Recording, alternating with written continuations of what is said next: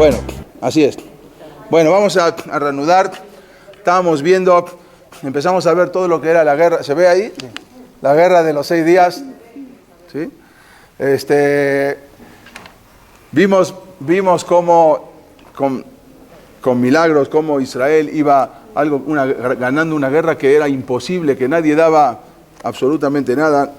Los más estrategas del mundo decían que Israel no tenía posibilidad de vivir más de una semana, sí, justamente que no iba a pasar la guerra más de una semana. Sí, efectivamente no pasó la guerra más de una semana, pero al contrario de lo que habían dicho. Pero vamos a seguir un poco.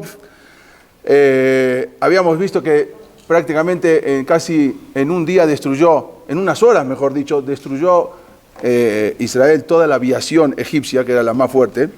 Y ahí mismo, después, al terminar con Egipto, se fueron hacia Irak, que era otro de los enemigos también. Cuando justo estaba Irak, estaba dispuesto, ya justo se disponía a enviar aviones para atacar a Israel. En ese momento los aviones israelíes destruyen toda la fuerza iraquí. O sea, ya habían acabado prácticamente con Egipto, con la mitad de la fuerza aérea egipcia. Y al otro día, dijimos, ese mismo día también a mediodía, fueron con Irak. Y al otro día hacen lo mismo con toda la fuerza aérea de Jordania. Algo insólito, algo increíble. En 2 días y medio ya prácticamente casi ya tenía ganada la guerra. Sin embargo, después que los egipcios ya les habían acabado con todo, con la mitad de su fuerza aérea y la otra mitad ya se estaba por acabar también, y no tenían manera ni siquiera de salir a volar porque los aeropuertos ya estaban prácticamente todos destruidos, que fue lo primero que hicieron. Los egipcios, por parte del presidente, seguían avisando a Jordania que ya hemos ganado la guerra. O sea, él decía, hemos ganado la guerra, sigan peleando, que la fuerza de Israel ya prácticamente está vencida. Ellos están totalmente vencidos y ellos les avisaba. Y lo peor es que se lo creyeron en Jordania. Y él avisaba, porque no podía ahora retractarse, por radio, y decía, tuvimos una impresionante victoria, cuando en realidad estaban completamente destruidos. Entonces, sin conocer la verdad, los jordanos le creyeron. El rey de Jordania le creyó y cayeron en esa propaganda egipcia, y por lo tanto no estaban tan preparados, pero salieron a pelear.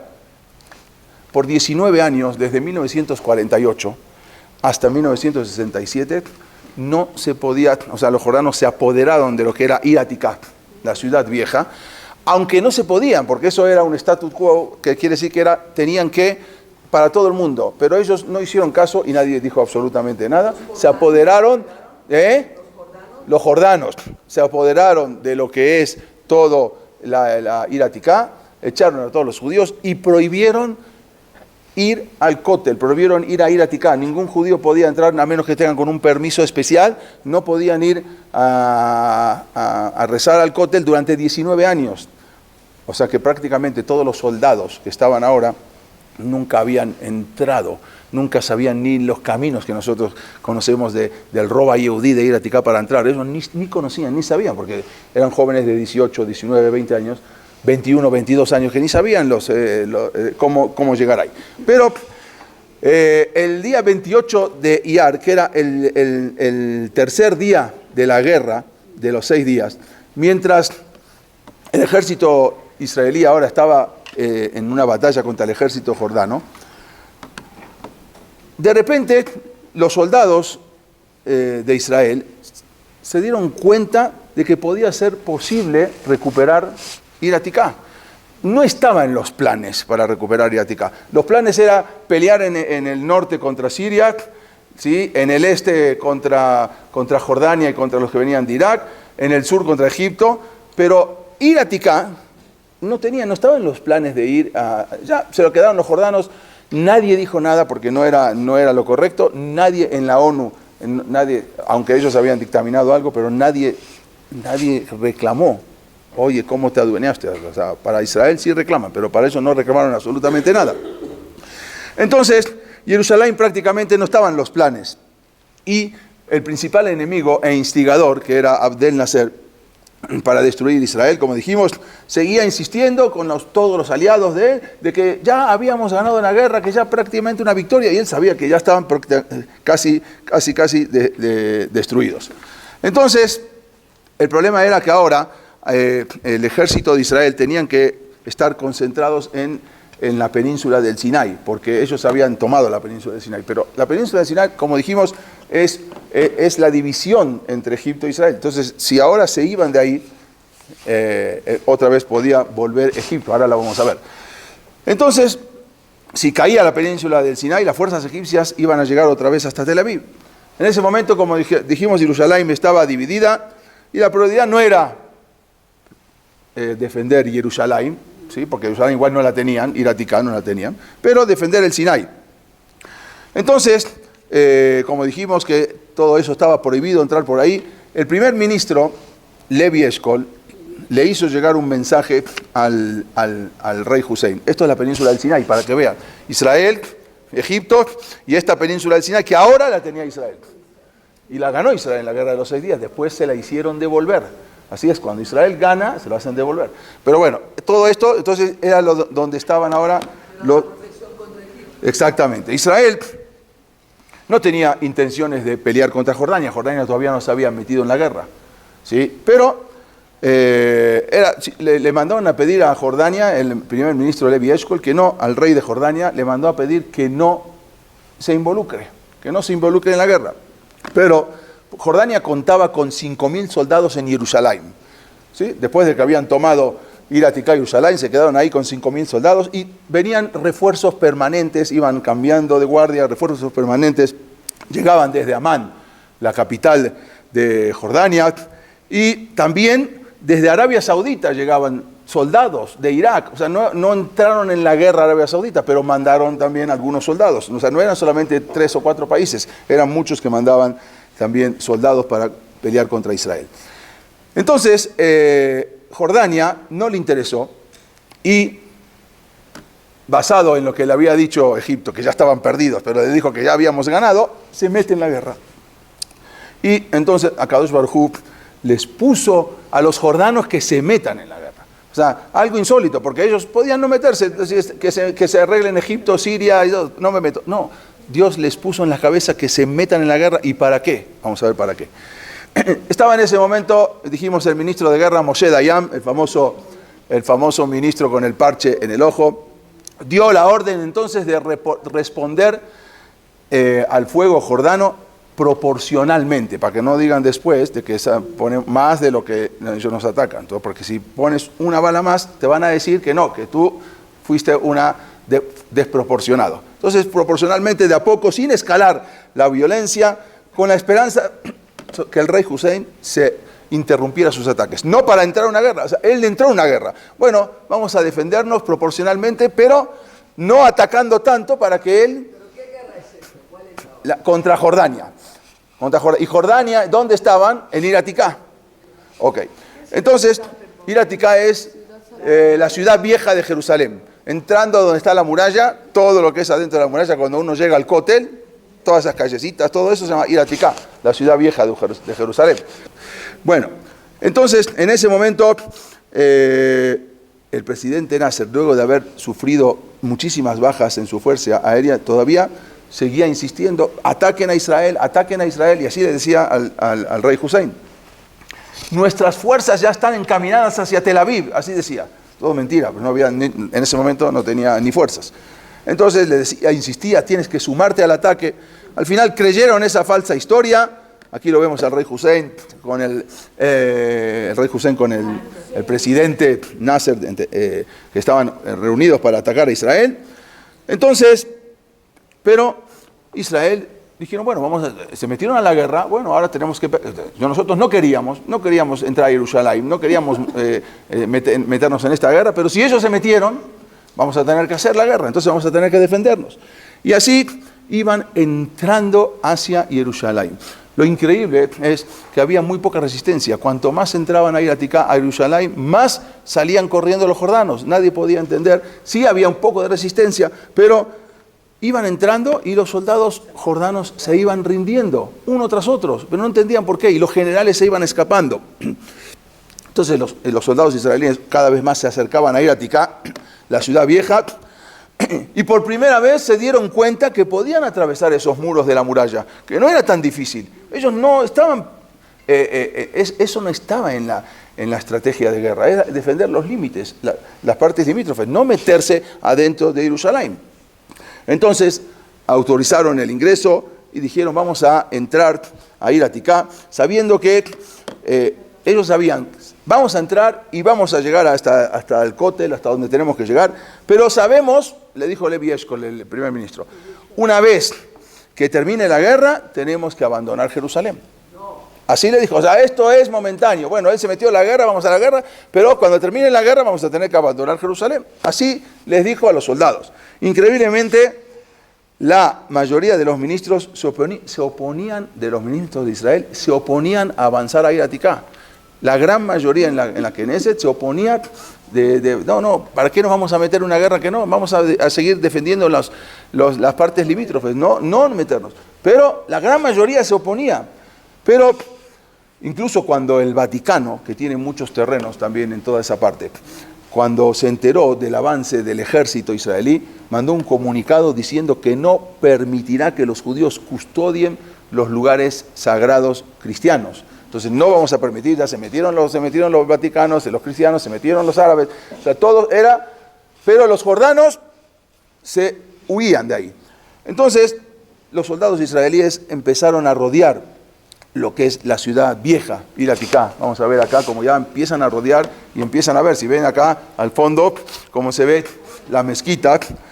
Un día, entonces a las 3 de la madrugada del día 6 de junio, un comandante, esto estamos hablando al otro día prácticamente que empezó, un comandante jornado, se llamaba Ali Atá, era el responsable de la defensa jordana de Jerusalén, el comandante.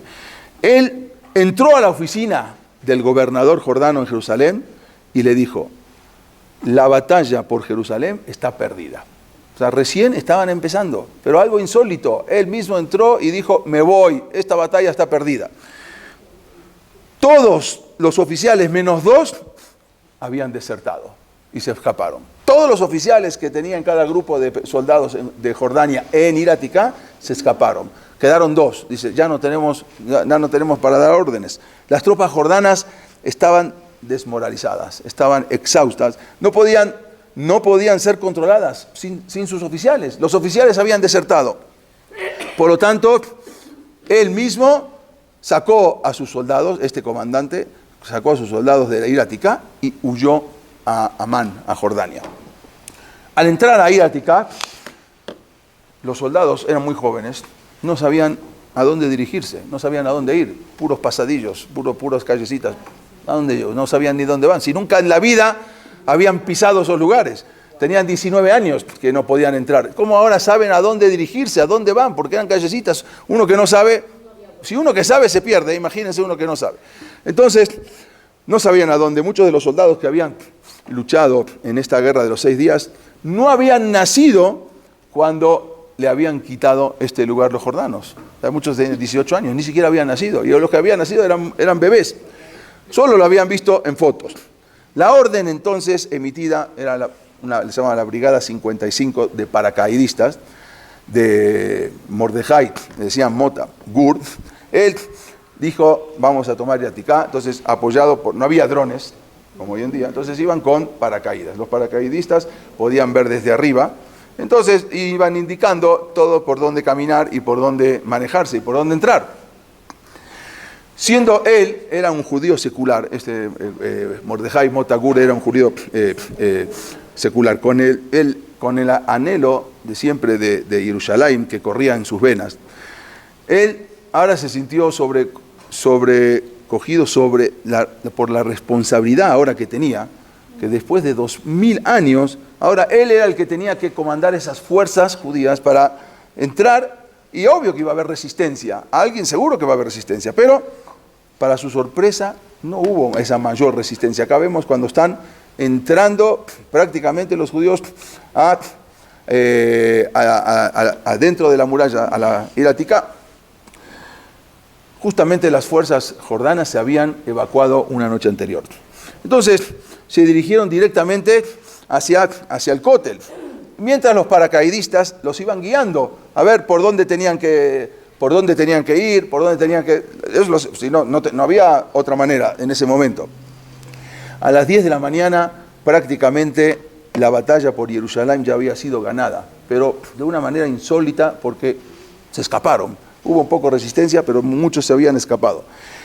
Las palabras que había dicho este Moti Gur, las cuales fueron escuchadas en los búnkers, en los refugios antibombas también, en las bases militares a lo largo de Israel, iban a ser recordadas siempre por la historia moderna, que Israel había, justamente lo que se caracteriza en la Guerra de los 6 días fueron las palabras de justamente cuando transmitió por radio, que dijo, había dicho cuando llegó al Kotel, había dicho, Har Bait Beyadenu, Har Bait Beyadenu, fueron palabras muy recordadas.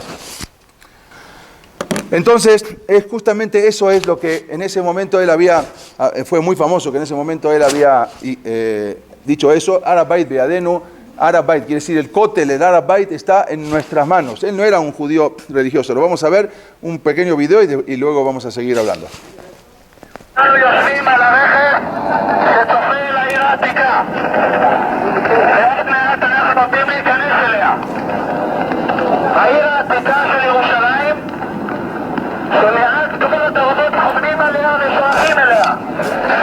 Esto cuando estaban entrando.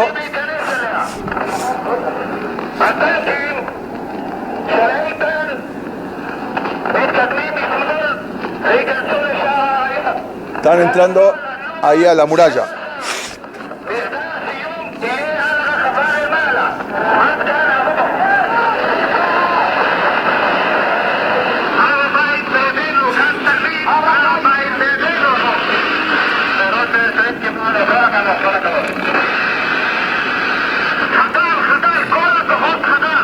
Todas las fuerzas se escaparon, ya no hay fuerza de Jordania.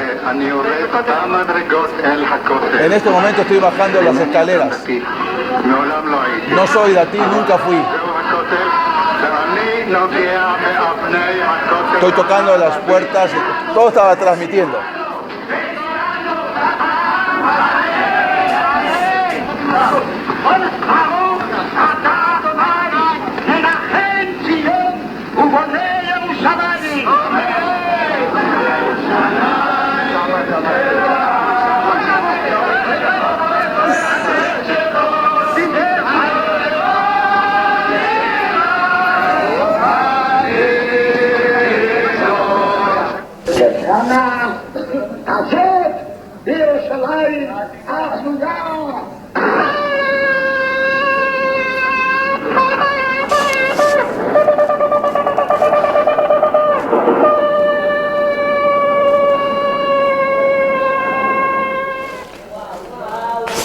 Vean que no dijo Leyaná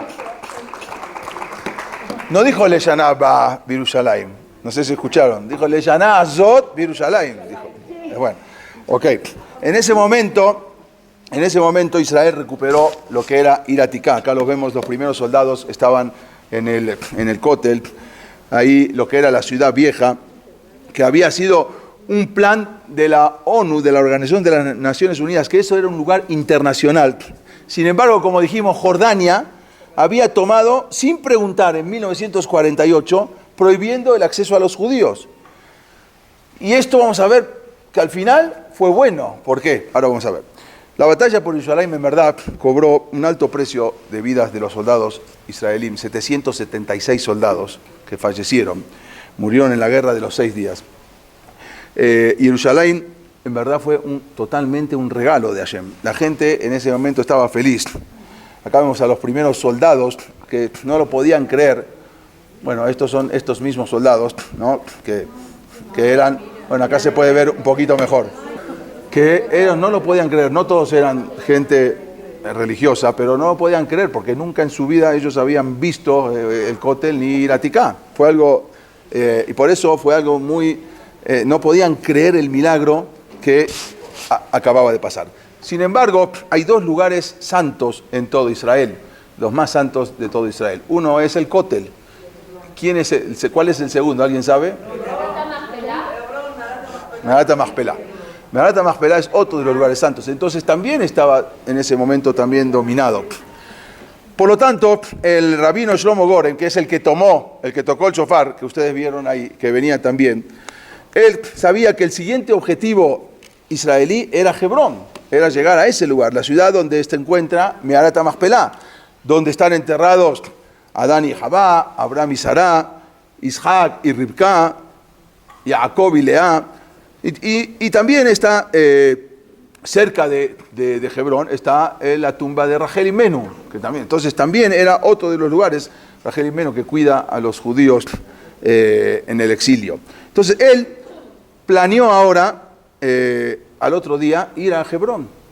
Lo que pasa es que habían terminado muy tarde, se despertó un poco más tarde, y cuando se despierta, ya se ve que se dio cuenta que todo el batallón lo dejó atrás. O sea, como que él ya se quedó solo. Dijo, no importa, yo me voy solo. Y Shlomo Goren fue solo, con un conductor. Cuando le dijo al conductor que se dirigiera a Hebrón, creyendo que la ciudad ya había sido capturada por las fuerzas israelíes, pero no, resulta que él llegó y todavía no habían llegado las fuerzas israelíes. Sin embargo, cuando llegó, se dio cuenta que se encontró con la sorpresa de que, dijimos, las tropas israelíes no estaban en la ciudad. Pero lo primero que vio fueron sábanas blancas colgando en todas las ventanas de los árabes, quiere decir que eran sábanas blancas, que estaban rindiéndose, que no iban a atacar. Se acordó lo que había pasado en 1929. Había pasado todavía cuando no era Palestina, se conocía como Palestina. Y había muchos Yehudim en Hebrón, y había una yeshiva muy importante, la yeshiva de Hebrón, que después se pasaron a Jerusalén. Y hubo una matanza muy grande en agosto de 1929, y él se acordó porque este rabino estuvo presente, él era un alumno de esa yeshiva, que una masacre muy dura que fue en Hebrón, que entraron a la yeshiva y mataron a muchos, habían matado a 67, aunque la prensa decía 47, esto es lo que son algunas imágenes de esa vez, cómo había entrado a esa yeshiva, y cómo mataron a muchos grandes, muchos jajamín también, acá vemos en 1929, y él se acordó porque él era un alumno de ahí, ahí que dice 47, habían muerto 67, que salió en todos los periódicos, y él, Shlomo Goren, ahora estaba entrando a Hebrón, y se dirigía exactamente al lugar donde había pasado toda esa masacre. Pero al ver las sábanas blancas que estaban en los techos, entonces se dio cuenta que sus enemigos tenían miedo a la venganza, a la posible venganza, y habían decidido rendirse entonces en la batalla. Y así fue como él pudo entrar tranquilamente, y después llegó todos los soldados a Meharat HaMachpelah. Meharat HaMachpelah no había manera también, desde 1948 no se podía ir a Meharat HaMachpelah, no solamente al Kotel, sino tampoco se podía entrar a Meharat HaMachpelah. También los soldados que vinieron a defender eso, a devolver todo Meharat HaMachpelah al pueblo de Israel, nunca conocían todo eso. Así fue que capturó una ciudad que tenía 80.000 árabes en ese momento, solo y sin armas. No tenía una sola arma. ¿Por qué? Porque cuando llegó todo el mundo tenía las sábanas colgadas ahí, mientras el ejército estaba planeando su ataque. Cuando llegaron, ya una sola persona, que era Shlomo Goren, ya había prácticamente dominado todo. Inmediatamente él se dirigió a Meharat HaMachpelah y puso una bandera exactamente aquí, como vemos en Meharat HaMachpelah, colocando la bandera arriba de Meharat HaMachpelah. Una vez ahí abrió la puerta cuya entrada había estado prohibida a los judíos durante casi 20 años, y ahí mismo también tocó el shofar, como lo había hecho un día antes en el Kotel, exactamente así. Prácticamente, acá lo vemos en Meharat HaMachpelah, cuando ya está llegando, tocando también el shofar, prácticamente en solo 6 días Israel capturó cantidades inmensas de territorio que antes de la guerra del 67 no lo tenía. Israel, si no hubiese sido por la guerra del 67, tampoco lo hubiese obtenido, todo el Golán, toda la península del Sinai. Nada más vean esto, este mapa, si ustedes ven acá, esto que está amarillo era lo que Israel tenía, ¿ok? Solamente esto. Israel no salió a la guerra. Todos los ejércitos provocaron para que Israel se vaya al mar, sacar a Israel. Pero Israel ganó, a Akadosh Baruj Hu les dio y ganaron la guerra. Y entonces ahora todo lo que ven con beige, con cafecito acá, es lo que conquistó. Todo esto y todo esto. Y hasta ahora, que estos Cisjordania le están diciendo que tiene que devolverlo, que no le pertenece a Israel. ¿Por qué no me pertenece?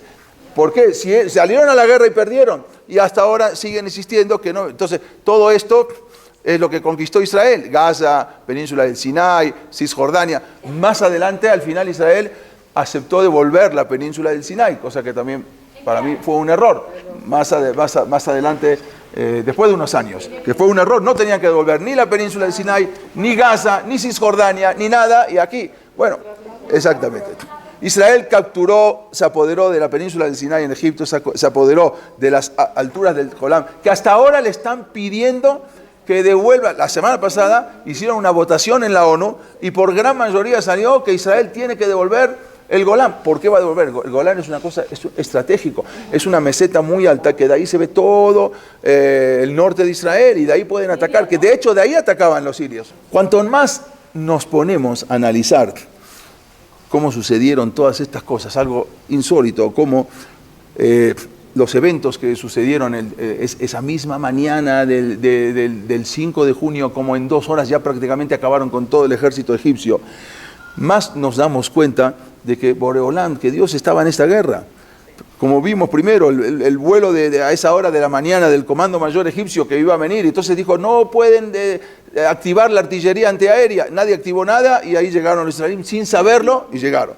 Segundo, todos esos modernos aviones egipcios que todos los días salían a dar una vuelta por el Sinai, a recorrer, y ese día no salieron porque ese día se quedaron dormidos, justo el mismo día se quedan dormidos y porque tuvieron una fiesta en la noche. Entonces cuando llegaron los aviones israelíes ya no había aviones que los puedan retener. Algo insólito. Todo eso lo vemos, la Shgaha Pratit de lo que es Boreolam, cómo participó. Pero nosotros dijimos antes que que Jordania en 1948 sin permiso se quedó con Ir Aticá, porque habían dividido todo Israel. Ir Aticá, la ciudad vieja de Jerusalén, esa parte no era, quedaron según las leyes, según la ley de lo que habían impuesto la ONU, era que eso quedaba internacional para todos. Jordania no les interesó nada y se apoderaron. Nadie dijo absolutamente nada, la ONU no reclamó. Y eso fue bueno. ¿Por qué fue bueno? Porque exactamente, cuando lo que no se pudo conquistar en 1948, que era todo Ir Aticá, por más que se intentó, fue lo que dijimos, la ciudad vieja de Jerusalén, donde ahí estaba el Kotel, el lugar más santo del Bet HaMikdash.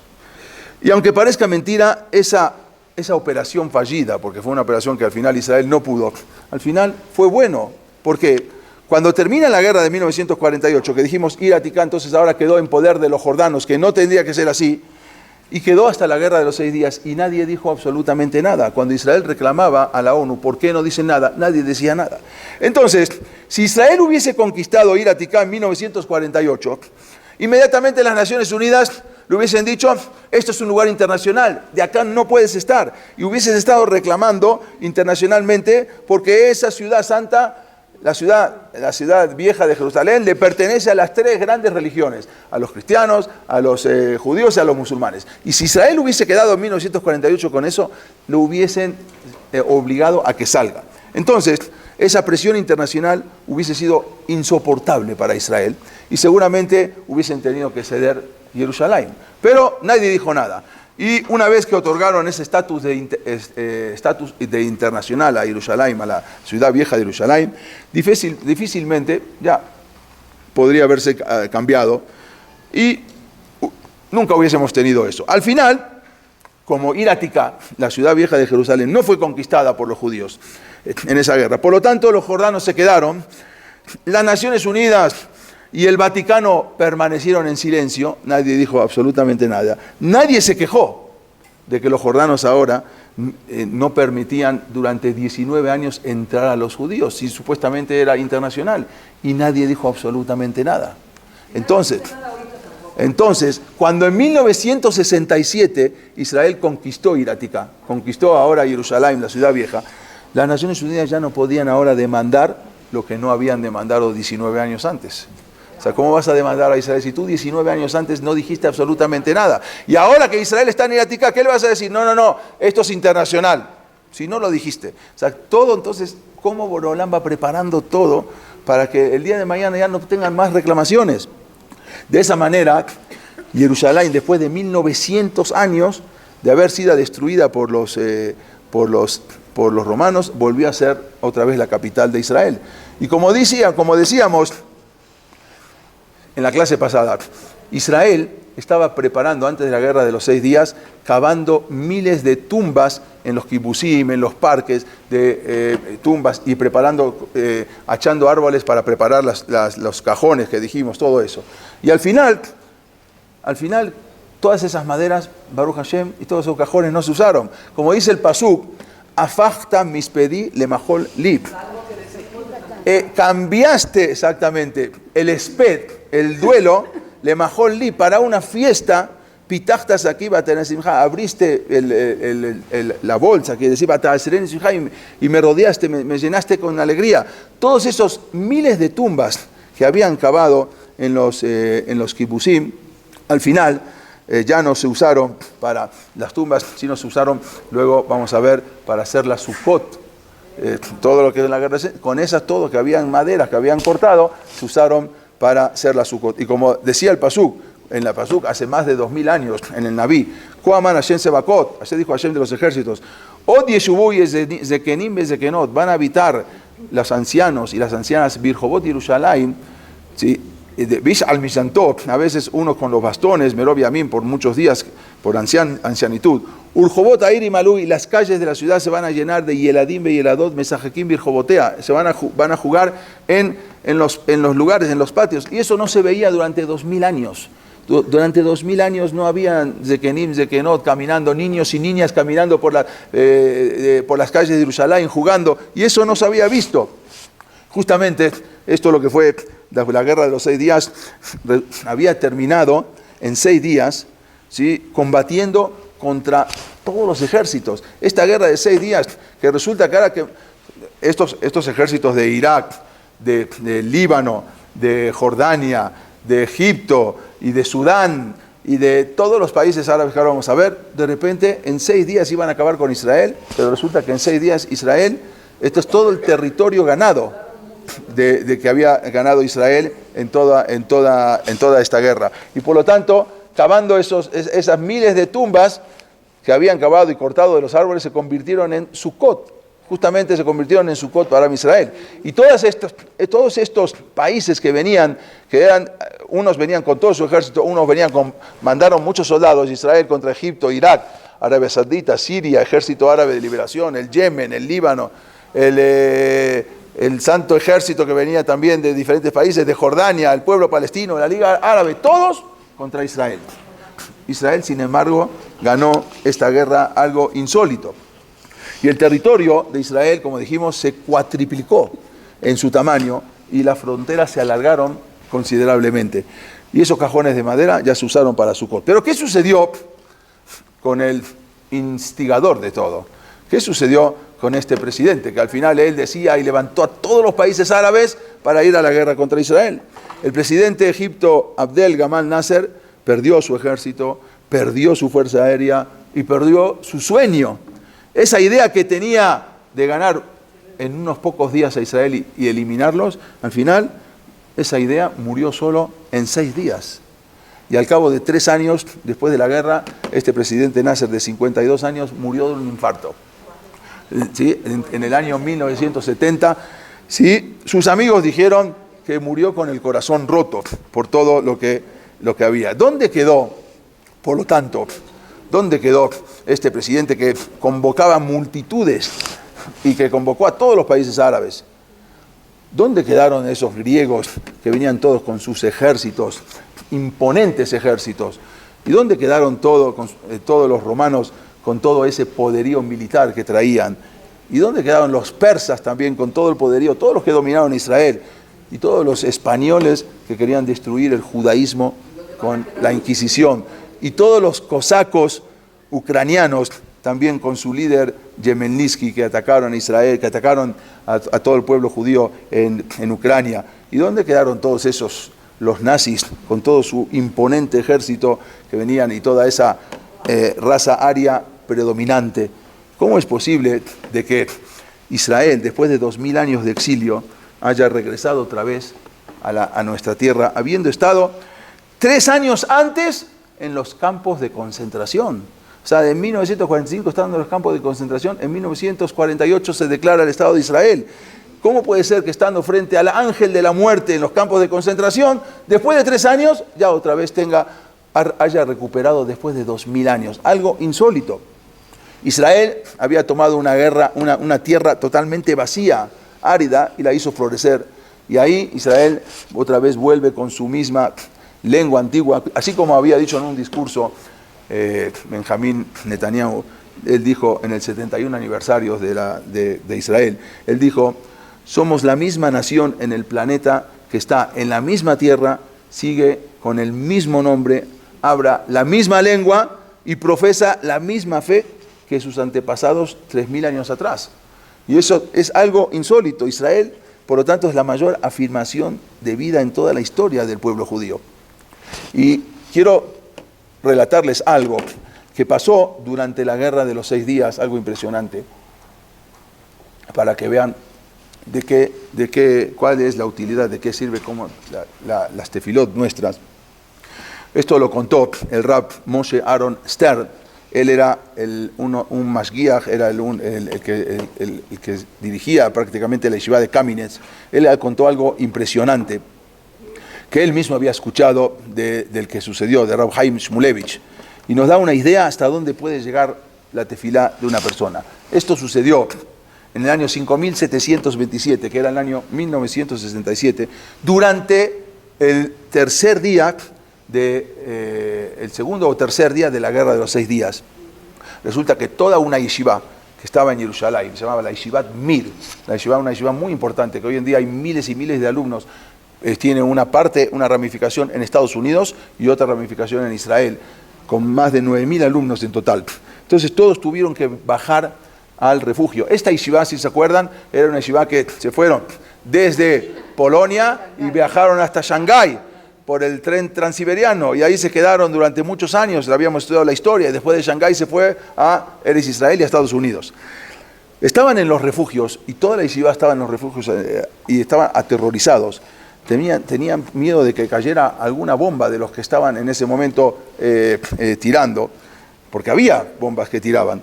Y tenían miedo que aún la bomba pueda introducirse hasta 2 pisos abajo donde estaba ese refugio, donde ellos se encontraban. Y que verdaderamente así fue, porque después de la guerra, cuando acabó la guerra y revisaron los techos, se dieron cuenta que 3 grandes bombas habían caído exactamente donde era la yeshiva y que ninguna de ellas había explotado. Se quedaron impresionados. Sin embargo, el Rab Chaim Shmulevich, él contó lo que había sucedido. Y una vez se reunió con todos sus alumnos y les dijo: ¿ustedes creen que por el sejud nuestro de estudiar Torah y de bajar todo? Sí, es un muy gran sejud de estudiar Torah y todo. ¿Ustedes creen que por eso nosotros ocurrió este milagro, que no cayeron esas bombas? Sepan que para nada, sepan que no fue por nuestro sejuyot, no fue por nuestros méritos. Y yo les voy a contar por el mérito de quién todas esas bombas no explotaron. Fue por el sejud de una mujer que era vecina de la yeshiva, y que no tenía en ese momento un refugio, un miklat en su casa. Y cuando empezó la guerra, tocó la puerta de la yeshiva y nos pidió si podía venir a refugiarse. En la yeshiva eran todos hombres, pero claro que sí, seguro que puedes refugiarte. Entonces vino a la yeshiva, se refugió junto con sus hijos en el miklat, en el refugio, acomodó a sus hijos muy chiquitos a unos metros donde yo me encontraba, dijo el Rab Chaim Shmulevich. Esa mujer era una mujer aguná. Aguná quiere decir que el marido la había abandonado cuando ella era muy joven, tenía 5 hijos pequeños, el más grande solamente tenía 7 años, y el marido la abandonó, no sabían dónde está, ya no le pueden dar el get, no sabemos, la mujer no se puede casar con nadie, tienen que buscar al marido a ver bajo tierra dónde está. El marido la abandonó. No es difícil comprender esa amargura de esa pobre mujer, que la abandonó prácticamente en esa situación, sin proporcionarle ninguna manutención, ningún soporte, ninguna ayuda. Nunca más se supo acerca del esposo. Y Entonces, siguió contando el Rav Chaim Shmulevich, en el momento en el que estábamos nosotros en el refugio, yo escuché que esa mujer empezó a hablar, pero en voz muy baja. Y yo, por curiosidad, me acerqué a ver qué es lo que estaba hablando esa mujer. Entonces incliné mi cabeza, incliné mi oído para escuchar lo que ella decía. Y de repente escuché que ella decía, Ribono Shel Olam, Dios, yo estoy segura que en el día del juicio, en el mundo venidero, yo voy a poder reclamarle a mi esposo, ya que él me abandonó y me dejó aguná, me dejó desamparada con 5 hijos y débiles. Entonces, yo, todo esto es lo que escuchó el Rab, comencé a trabajar de empleada doméstica, empecé a trabajar para limpiar casas y poder así, aunque sea traerle a mis hijos lo mínimo indispensable para poder mantener a mis hijos. Y tú sabes bien, Boreolam, tú sabes bien, Dios, que si yo reclamo delante tuyo el día de mañana, yo voy a ganar ese juicio. Y claro que le voy a poder reclamar a mi esposo el día de mañana, después de 120 años, y mi esposo va a salir perdedor. Y siguió hablando la mujer, Hashem le dijo, Ribono Shel Olam, yo te quiero proponer un trato. Yo estoy dispuesta a perdonarlo. Yo estoy dispuesta a borrar ese odio que tengo en mi corazón, con justa razón, y a pesar de todo el dolor que tengo, y el Tsar Norá, el terrible sufrimiento que él me hizo pasar. Pero a cambio, yo perdono, pero a cambio tú perdona a los abonot de todos los que estamos aquí y que podamos salir lejaín tobim shalom, que podamos salir para bien. Yo, claro que tengo todos los ejuyot, tengo todos los méritos para reclamar, pero yo lo perdono. Y tú perdónanos a todos y que todos podamos salir beshalom.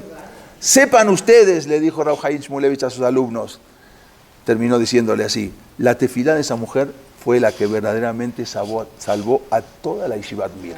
Esa es la tefilá, por esa tefilá que salió de lo profundo del corazón, por eso toda la Yeshivat Mir salió adelante. Y por eso nos salvamos todos. Cuando en una ocasión había esto fue mucho más adelante, en una keilá de Estados Unidos, contó el Rab de esa keilá que una keilá muy alejada, o sea, en Indiana, contó el rabino que lo que sucedió en su keilá, que había una pareja ya de ancianos que solamente acudían al templo solamente el día de Kippur.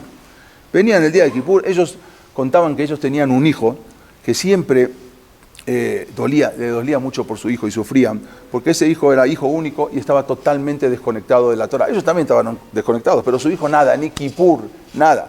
Y ya tenían mucho miedo, obvio, en Estados Unidos, que su hijo ya va a terminar con una mujer no judía y ya se acabó toda la descendencia, era su único hijo. Siempre le contaban eso al rabino. Y en una ocasión le contaron al rabino que ya su hijo ya se había perdido por completo porque se había inscrito en una academia militar muy reconocida en Estados Unidos y para generales de alto rango. Y ahí no cualquiera podía entrar a esa academia militar. Y le dolía mucho a los padres porque sabían que ya quizás si tenían alguna esperanza para salvar a su hijo, ya no había. Una vez que se mete a esa academia militar, ya es otro rango, es otras cosas, y ahí entre todos los gentiles, iba a ser muy complicado que su hijo pueda volver al judaísmo. Y así le contaron que a su hijo ya se perdió. Luego de unos años, el rabino llega a su Bet Knesset y encuentra a un Bajur Yeshiva sentado estudiando una Gemara.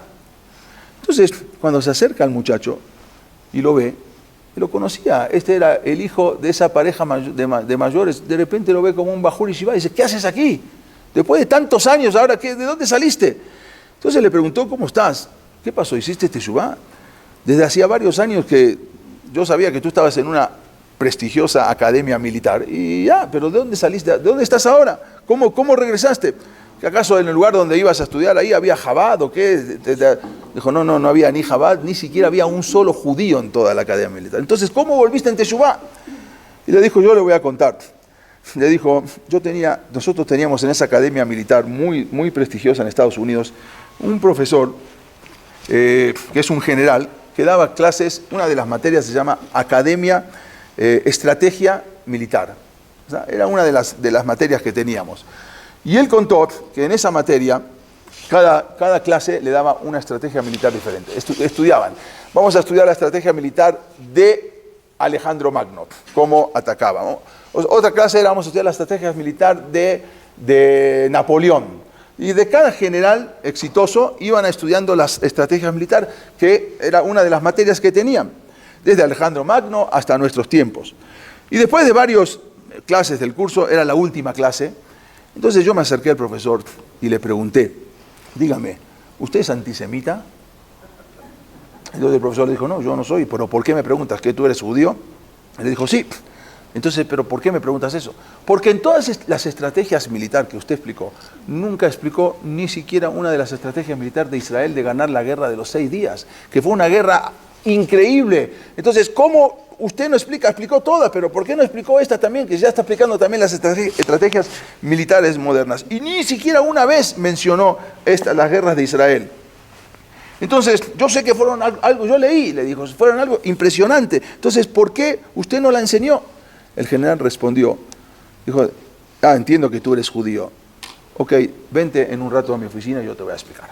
Bueno, era ya el último día de clase de esa materia, ya no volvía el profesor. Cuando luego fui a su oficina, entonces el profesor me dijo, toma asiento. Y le dice, mira, yo no soy antisemita, pero yo te voy a explicar por qué nunca enseño ninguna estrategia militar de Israel, de la guerra de Israel y menos de la guerra de los 6 días. Porque lo que sucedió en la guerra de los 6 días no es ninguna estrategia militar.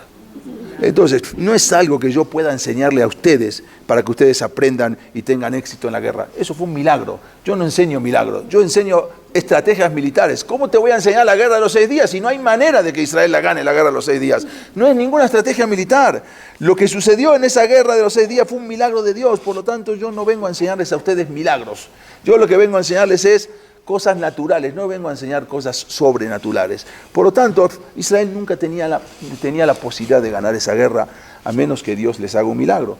Entonces el joven, él está diciendo, que le dijo al rabino, y eso fue lo que me hizo meditar en algo que yo nunca había pensado. Y empecé a meditar, empecé a pensar en Dios.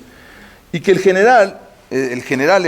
profesor, él sabe que existe Dios, y sabe que Dios está por arriba de las guerras, y Dios es el que va dirigiendo las guerras y va cuidando a Israel. Y yo que soy judío no lo entiendo de esa manera. No puede ser un profesor que no tiene nada que ver con judíos, lo entiende y yo no lo entiendo. Esa fue la chispa que encendió en mí y por eso me fui verdaderamente a estudiar. Y cuando empecé a estudiar, después de unos años, me convertí en un Bajur Yeshiva y ahora me tiene aquí estudiando todo el día como un Bajur Yeshiva. Algo insólito, algo que no es. Las probabilidades de ganar en Israel, en esa guerra, eran tan remotas como la historia prácticamente de Hanukkah. El mundo se quedó sentado observando mientras esperaba cómo Israel iba a ser aniquilado.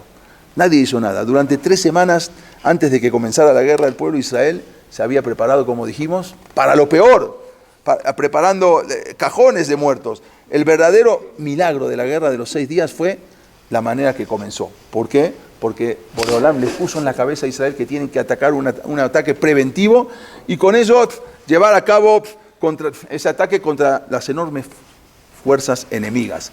Hashem calculó exactamente cuál era el momento adecuado. Si Israel hubiese atacado demasiado pronto, el mundo lo había visto como un agresor. Tú saliste a la guerra una semana antes, nadie te estaba atacando, tú empezaste la guerra. Entonces tampoco hubiese podido destruir y ganar la guerra. Por otro lado, si hubiera esperado demasiado tiempo, habría perdido todo también y ya no había nada para... Entonces, Boreolam le hizo en el momento exacto que Israel tenga que atacar. Por lo tanto, ese 5 de junio que Israel lanzó esa guerra contra Egipto, esa serie de ataques preventivos, que tomó por completo, por sorpresa, a toda la fuerza aérea egipcia, fue prácticamente destruida en ese momento. Esa misma tarde Israel lanzó un ataque contra Siria y después contra Jordania, habiendo obtenido el control total, y esa guerra solo duró 6 días, pero Israel obtuvo todo un territorio 3 veces mayor que todo su tamaño, con los altos del Golán, con todo lo que vimos antes. Al igual que en la historia de Hanukkah, y voy a poner las probabilidades de Israel que sobreviviera y mucho menos que ganara en la guerra de 1967 eran mínimas. Prácticamente no había probabilidades. Sin embargo, cuando Akadosh Baruj Hu está de nuestro lado, con el pueblo de Am Israel peleando por su propia existencia, entonces Israel es cuando sale victorioso. Y eso es lo que pasó con la guerra de los 6 días. Después vinieron otras guerras. Vamos a ver esto. Les quiero mostrar, pero acá cuando... Esto festejando justamente en Jerusalén.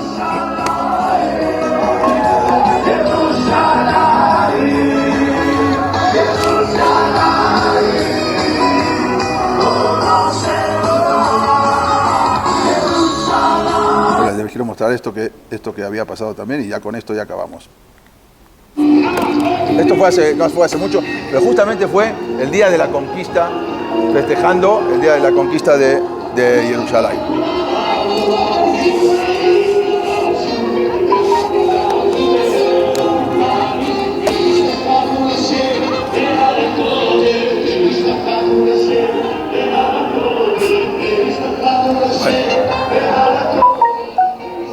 Bueno, esto es para entender un poco lo que había pasado con toda esta guerra de los 6 días, algo insólito, algo que nadie daba absolutamente nada, algo que nadie había hecho nada por Am Israel, y eso que no le permitieron entrar durante 19 años a Jerusalén fue una bendición, porque después cuando Israel se queda con Jerusalén, ahorita nadie más tiene lo que reclamar. Y nadie más nunca reclamó nada. Oye, tú estás agarrando una parte internacional. Nadie reclamó, porque no pueden reclamar, porque nadie había reclamado nada antes. Entonces todo fue una verajat. Cómo Dios va preparando todo para que Besat Hashem muy pronto llegue el Mashiach. Amén. Gracias.